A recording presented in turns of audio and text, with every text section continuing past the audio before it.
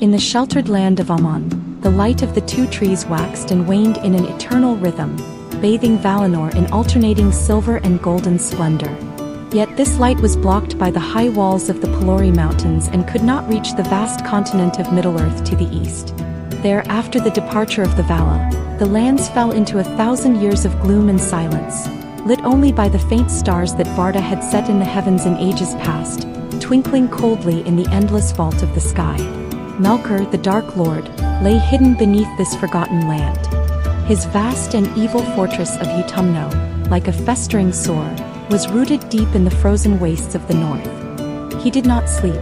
His will spread like a spider's web, twisting life and breeding monsters, preparing a dark baptism for the continent's awakening. Only Orom, the hunter, could not bear to see the lands of Middle-earth utterly consumed by darkness. He would often ride his great white steed, Nahar, across the Pelori and gallop through the forests and plains of Middle-earth. The sound of Nahar's hooves was like rolling thunder, and Orom would sound his great horn, the Valaroma, whose blast could pierce the deepest shadows and cause the evil creatures of Melkor to flee in terror. He was a flash of light in the darkness, a sign of the Vala's care for Middle-earth, which had not been entirely extinguished. During this long millennium of waiting, a secret creation was taking place in the depths of the earth. All, the smith, yearned for students to whom he could pass on his knowledge and share his joy of creation. In his impatience and eagerness for the coming of the children of Iluvatar, the elves and men, he decided he would wait no longer.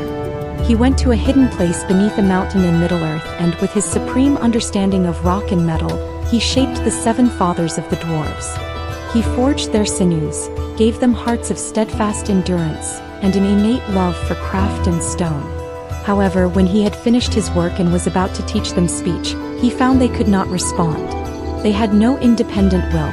They were but puppets in his hands. Allah's heart was filled with sorrow, for he realized that only Iluvatar could grant true life. He raised his great hammer, preparing to destroy this presumptuous creation of his.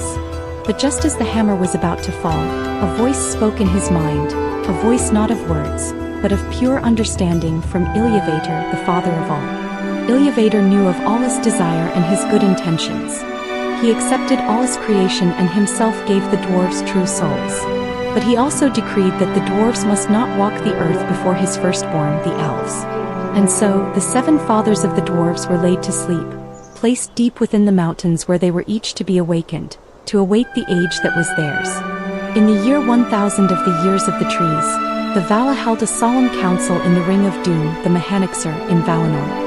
Yavanna, the giver of fruits, spoke first, her voice filled with deep concern. She told the other Vala that she could feel the sorrow of the earth in Middle-earth. The plants she had created were being corrupted by an unseen venom, and many creatures were becoming cruel and misshapen. Following her, Orom, who had just returned from the east, brought more ominous news. He described unseen horrors lurking in the shadows and a growing power of malice, the source of which pointed unmistakably to Utumno in the north. They all agreed that Melkor's power was rising again, and the time for the awakening of the children of Iluvatar was near. The children must not open their eyes in a world so shrouded in evil. Hearing this, Varda, the queen of the stars, arose. She looked to the heavens and decided to greet the coming of the firstborn with new light, and by this declare war upon the darkness. She gathered the silver dews that dripped from Telperion, one of the two trees, and fashioned them into countless new and brighter stars to adorn the dark firmament. In the year 1050, Varda completed her greatest work. She set in the northern sky the constellation of Valasurka, the sickle of the Vala, made of 7 brilliant stars as an eternal challenge to Melkor. At the sacred moment when this new starlight first shone upon Middle-earth, by the shores of a lake called Quivianen, the water of awakening in the far east, the firstborn children of Iluvatar, the elves, awoke. The first 144 elves opened their eyes in the silence. The first thing they saw was the brilliant stars reflected in the waters of the lake. That unparalleled beauty was imprinted deep upon their souls, and ever after they would love the starlight above all else. At the same time, a Maya named Melian, who possessed the beauty of Vanna's flowers and the healing wisdom of Este, was drawn by the silence and new life of Middle-earth. She left Valinor and came to the lands that would later be known as Beleriand. She brought with her the memory of the light of the two trees and imbued the forests with magic and peace.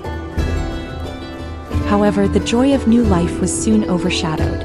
In the year 1080, Melkor's spies discovered these beautiful and vulnerable creatures.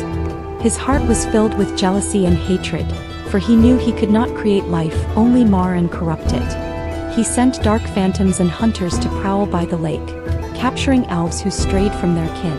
Those he took were subjected to unimaginable torments and evil sorcery in the deep dungeons of Utumno. Their bodies and souls were twisted until they became the hideous and brutal race of orcs, Melkor's most venomous mockery of Iluvatar. 5 years later, in 1085, while hunting, Orome chanced to hear singing from afar. The song was filled with a novelty and innocence he had never before heard in Middle-earth. He followed the song to the shores of Quivianan and saw the elves beneath the starlight. He was struck by their beauty and grace, but he also saw the fear in their eyes, the shadow that Melkor's darkness had planted in their hearts. Orome veiled his majestic radiance and approached them gently, telling them in his great and friendly voice that he was a messenger of light from the west. He called them the Eldar, meaning the people of the stars. In 1086, Orome returned with all speed to Valinor and announced his astounding discovery to the Vala. The Vala were both joyful and alarmed, and they at once began to debate the future of the elves. After a great debate, they made a decision that would change the fate of the world. They could no longer tolerate Melkor's defilement of Arda. For the protection of the children of Iluvatar, they must wage a war to the bitter end. Thus, in the year 1090, the Vala marched forth in their full might and declared war on Melkor. This war, known as the War of the Powers, far surpassed any previous conflict in its scale. The fury of the Vala shook the foundations of the world, and the earth groaned and split beneath their power. In the turmoil of the war, the geography of western Middle-earth was permanently altered, and great tracts of land sank beneath the sea, forming the winding coastline of Beleriand where the elves would later dwell. After 2 years of bitter fighting, Melkor's armies were broken, and he was forced to retreat into his mightiest fortress, Utumno. From the year 1092, the Vala laid siege to Utumno for 7 long years. The fortress was built beneath the roots of mountains, filled with bottomless pits and traps of ice and fire. The lands of the north were utterly ruined during the siege, becoming a desolate wasteland, and the sea grew wider as a result. The end of the war came in the year 1099. The Vala finally broke through the gates of Utumno, and the fighting entered its most terrible phase. In the deepest dungeons of the fortress, Tulkas the Valiant fought a final duel with Melkor. Tulkas's laughter was like a storm, his fists held the power of the earth, and he wrestled tirelessly with the Dark Lord, at last casting him upon his face. Then All, the smith, bound him fast with the magical chain Engainer, which he himself had forged from 7 metals. He who was once the mightiest of the Aenir was now brought back to Valinor as a lowly captive, blindfolded and shackled in humiliation.